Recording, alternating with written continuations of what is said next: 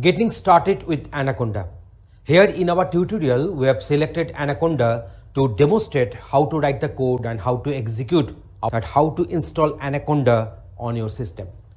So at first, we are supposed to go to this respective website, and there we'll be getting two download links, one for Python 3.6 version, another for Python 2.7 version.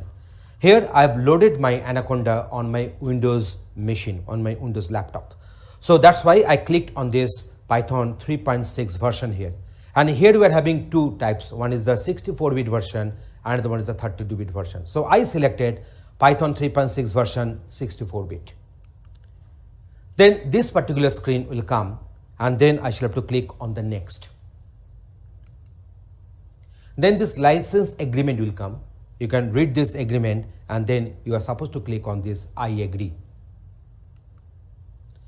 Then you can have two options. One is the just for me, another one for all users. So I have selected just me. So now I shall click on this next.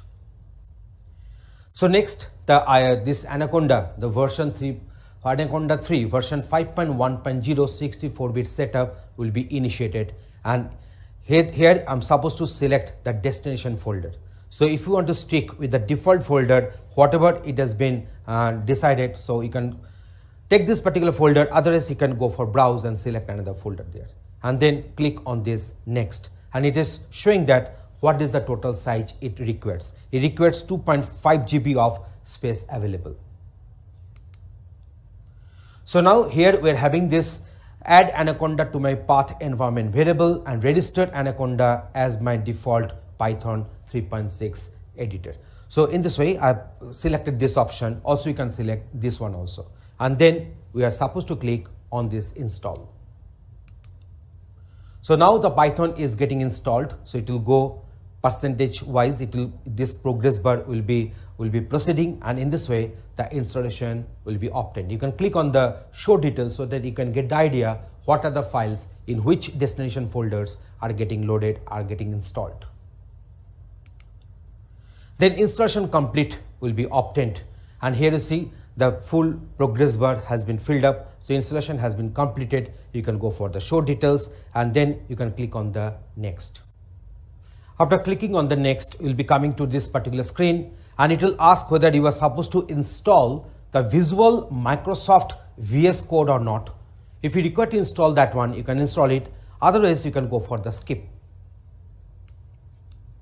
So here, this is the final screenshot we have provided you. So now in this particular screenshot, it has been told that the Anaconda has been installed successfully, and it will be the default Python editor. And in this particular screen, it is just asking to click on the finish. You can also go for the go back, and then after finishing, the installation will get completed. So in the next videos, we'll be going for the Python program execution through this Anaconda 3 editor. So how to use that one, we'll be showing that one in the next videos, and we'll be running so many different programs and codes in our video in the next successive discussions. Thanks for watching this.